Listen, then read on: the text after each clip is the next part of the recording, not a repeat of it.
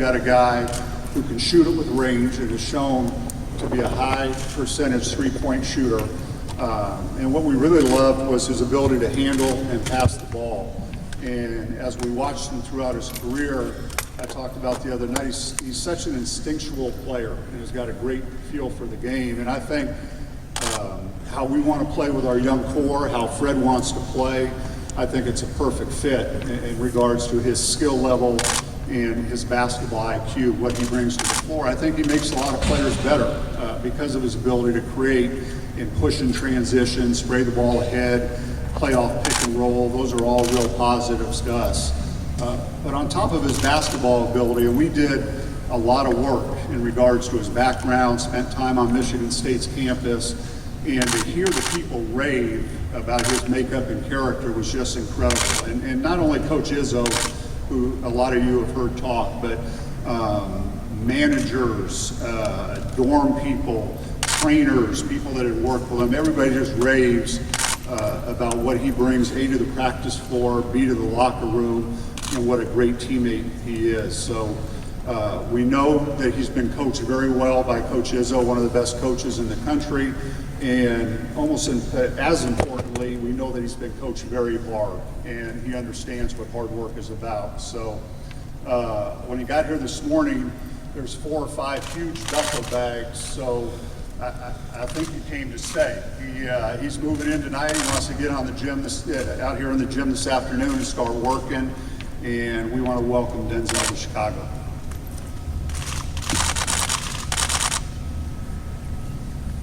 You can say a couple words, or they'll start throwing questions at you. Oh, first off, I just want to say I'm very excited, to be a member of this, Chicago Bulls and this great tradition. Winning matters here.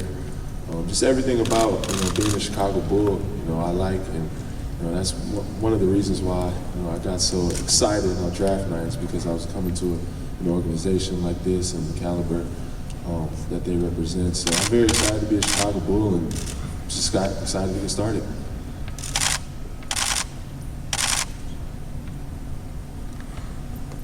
Questions? For Fred, where do you envision Denzel playing mostly for you guys' his natural position, and what can he do also maybe as point guard minutes in that regard? Sure. The thing I'm most excited about with Denzel is his versatility. He's a basketball player. That's the thing in talking to Coach Izzo that he talked about the most, is you can play him all over the court. He's a facilitator. He's an excellent positional rebounder. He can bust out with the ball. And he just gives you the opportunity to play so many ways. He can get into the paint, and he's always going to make the right decision. You look at players at the college level, not many of them on a nightly basis are putting up triple doubles or close to triple doubles, and Denzel did that. And he's just again a well-rounded, versatile basketball player that I think fits perfectly in how we want to play. Denzel, what's the best piece of advice that you've gotten from one of your NBA friends? Just really stay true to myself. Don't change up. Just keep doing what you're doing. Keep working hard. Treating everybody around you well, and just keep being yourself. Really. Can you tell me what was it like growing up being coached by your dad, and what were some of the most important lessons that you learned from him? It was cool, because he knew me the best. He knew my game. He knew me off the court. He knew everything about me. So he could really, figure me out and figure the team out and put me in the best positions to play. And we had a lot of success at Atlantic Sexton. We won 2 state championships, and it was a fun time. And he always, just taught me how to work hard. He's up every morning at 6 o'clock in the morning working out, and he was up this morning even working out. Whenever we're on the road or anywhere, he's always hard work and putting the time in, and he'll get great things out of it. Fred, there's obviously been a lot of changes to the roster since we last spoke to you publicly. Just your overall thoughts, maybe on your one season with Derek, and the shape and direction that you see the roster taking and the franchise taking from here on out. Yeah, first and foremost, I want to thank Derek for the one season that I had with him. Obviously last year I was very unfortunate. I thought he put a lot of work in the summer, and and to come out in that first 30 minutes into practice and break that bone in his eye was very tough. I think the world of him. You know, I think I made that very obvious last year talking about Derek. With you know, he was very coachable. You know, and I wish him absolutely nothing but the best. And I do think he's going to have a great season in New York. I'm really excited about the players that we're bringing into this trade.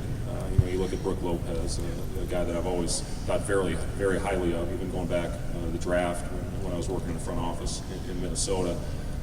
He's a guy that will run to the rim every time. He's going to set screens, and he's going to be a forceful rim roller, which, you know, I think with Felicio in there last year, we saw the success, you know, that we had with him, and you know, he gives you the experience factor. 28 years old, still has a lot of great basketball left in him. The thing I'm most excited about is his ability on the defensive end of the floor. I think he's terrific there. You get a kid, Jaren Grant, who's a guy that we all thought very highly of in last year's draft class. He had a great last month of the season, averaging almost 15 points a game in the games in April. Very good in the pick and roll, and again, another young player that can play with pace. And then you bring in Calderon, you know, another guy I've always thought very highly of, a veteran presence. Guy that shot over 40% from the three-point line the last 3 years. So I think we got three very good players in the trade. I'm excited about coaching. Denzel, you've been described as natural too by some. Out of the multiple positions that you can play, is there one specific position that you feel most comfortable with, or feel that's your favorite position to play on the floor? Not really. I mean, pretty much anyone, 1 through 3, and guarding 1 through 4. I like, you know, freelancing and, you know, being available to do multiple things, you know, playing multiple positions. So, you know, I can, you know, be versatile in that situation, and just try to make the most of what the position I'm playing at that time. Hey, Fred. This is a team that's obviously in transition. And it would appear you're in transition too after the first season of coaching. So what did you learn that's going to make your game better as a coach? And the second part of the question is, can you coach Jimmy Butler? Yeah. Thanks for the question, George. Yes, I can. I'll answer that one first. Absolutely, I can. As far as, you know, what do you learn? You know, as coaches, you know, at all levels, you know, the first thing you do is after a season, you know, especially a tough season like this, is to reflect on the year and what you can do differently, what you can do better.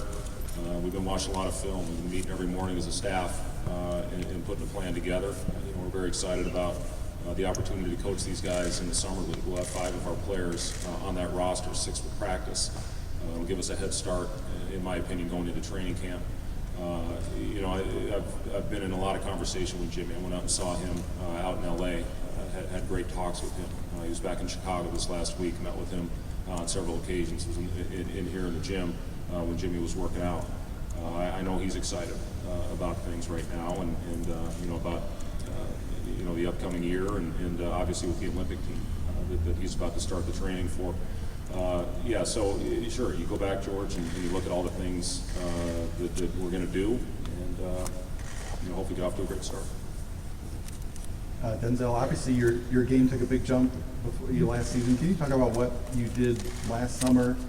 What kind of things you did to get to that point that you were at last season? I pretty much just stayed the course, just kept working hard on things, you know, on everything. You know, my shooting, you know, ball handling, you know, getting the post game, mid-range game. So I pretty much just kept doing what I was doing. I just got more comfortable out there on the court.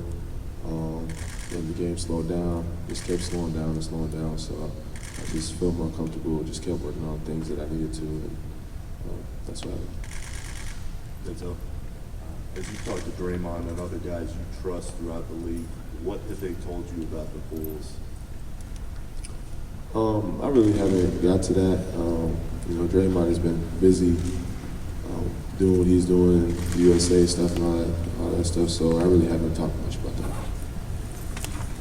Fred, when was that meeting with Jimmy in LA, and how much of that was just about, you know, making sure that he is buying into the system and what you want to run? Well, it was a couple weeks ago. I don't know the exact day. I went out there and met with several of our players. They were working out in Los Angeles. We talked about a lot of things. I won't get into the exact specifics that we talked about. But the biggest thing, with our group is, we need to play more consistent basketball next year. You go 7-1 against Toronto and Cleveland, top 2 seeds in the East, and you go 17-13 against the West, and we find ourselves out of the playoffs. That can't happen. We have to play much more consistent basketball. That's a big thing that not only talk to Jimmy, but talk to all of our players about. Denzel, how important was it for you to get your college degree? I saw that beautiful photo of you with your parents. Oh yeah, it was very important. Going to a college like Michigan State and getting a degree. Not everybody can say they've done that. So, to go there for 4 years. Put that time into the studies and while I'm playing basketball and working hard on that end, and still being able to get my degree, was very key for me. I'm just happy I got it. Does it have anything to do with your mom teaching? Oh yeah, she played a big part in, holding me accountable throughout my time. Living at my home, but holding me accountable with my studies and making sure I'm getting my work done on time. And occasional calls to my academic advisor at Michigan State to make sure that I'm doing my business. But yeah, she played a big part in it. Denzel, how closely did you follow the NBA while you were at Michigan State, and also do you have a favorite Izzo anecdote or memory from your time playing for him? I think my favorite memory of Coach Izzo is after we lost, this year, obviously disappointing loss, and then end the way we wanted to, and I thought he was going to be so mad and angry about the loss. He handled it very well, and just complimented me and thanked me for my time at Michigan State, and I was really surprised at that moment. And then, what was your other question? How closely did you follow the NBA game while you were at Michigan State? Here and then, I was pretty much a college basketball player. I'm a college basketball watcher because those were guys I was playing against. But occasionally. Denzel, they mentioned the duffel bags. What's your plan now? Are you here, or what's sort of the next week and next few days for you? Yeah, I'm here for this week. Excited to get started. Get acclimated to the practice facilities and how things work here. Some teammates are here, so that'd be cool hanging out with them and working out with them a little bit, and then get started with some of the practice next week. Here on Thursday night, Gar told us this great soundbite from Tom Izzo. The specific quote was, "Some guys will or won't play hurt, and Denzel will play dead." So I wanted to get your thoughts on that, Denzel, and as well as from Fred, too. I mean, you just gotta do what you gotta do. I mean, winning is key for me. So, and I hate letting my team down. So, I'm gonna play. I'm gonna give it my all. If I can go out there, no matter what happens. If I can play, I can play. If the only thing that won't let me play is if I literally can't. So. I think that's Gar said it best when he talked about Denzel being a warrior. He's going to go out there, he's going to fight, and he's been in so many high-pressure games in his 4 years at Michigan State, and for a guy that played in Final Four and went out there and just made big play after big play for his team, that translates. And he's been part of a winning culture and a winning program for a long time, going all the way back to high school, and that's huge. That's great experience for Denzel. I think. That will move on to his teammates as well. So yeah, he's not, if he can suit up, he's going to play. Fred, you might have touched on this earlier, but do you have any specific thoughts in mind about how you will be able to use Denzel on the floor with his versatility and take advantage of that? Yeah, again, you can use him in a lot of different ways. He's a downhill guy, can get downhill and get into the paint and make plays. He can shoot. I love guys that, again, you look at a guy like Jimmy Butler, get him the ball coming off of step-up ball screens, and if you have floor spacers, it's going to allow him to get into the lane and kick out for guys that can make shots, like Denzel, like Jose Calderon, like some of the other players. that we'll have on our roster next year. You know, in the same way, you know, throw ahead Denzel attacks.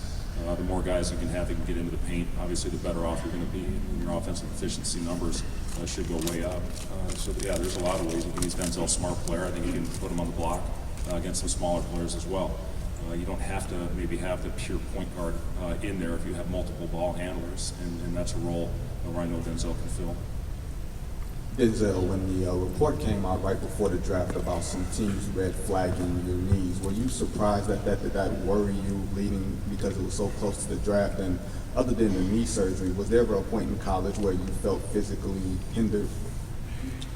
I mean, it did kind of surprise me because I'm healthy now. I've only missed 4 games in college and a number of practices.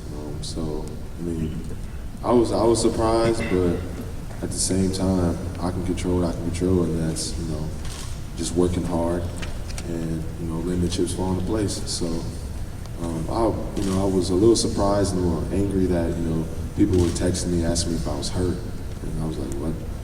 But, I mean, at the same time, I just control what I can control, let the chips fall into place. I'm happy to be here. Denzel, what kind of contact have you had, if any, with any of the current members of the Bulls thus far? And what are your impressions of Jimmy Butler's game from afar? Yeah, I've talked to Jimmy and Doug McDermott so far. They reached out to me, you know, sent me a good text, and we've been talking back and forth a little bit. And you know, I like Jimmy Butler a lot. He's tough. He's not afraid to, you know, compete and get after it, no matter who he's playing against. I really like that out of him. And, you know, he's really developed his offensive game and come to a really, you know, if you pass him the ball, he's going to get a bucket. So you know, I like playing with players like that. You know, I get more assists. So, you know, be good playing with him and everybody. You know, I played against Jaren Grant in college. We went at it, you know, my junior year, so I'm familiar with him a little bit, and I think it's going to be a great year. Gar, going into free agency, what specific positions are you looking to address? Really, we're still in the process of putting our plan together. I think both in the front court and the back court, you know, we'll look at some options and see what's out there. You know, I think I mentioned, you know, the first thing we want to do is talk to our own free agents, and they'll have options, we'll have options, just get a feel. Ejuan Moore is a guy that obviously has grown within our program and we think very highly of. But as I mentioned the other night, I don't know that anybody knows really what to expect with the spike in the cap, and I think it's going to be a pretty fluid period.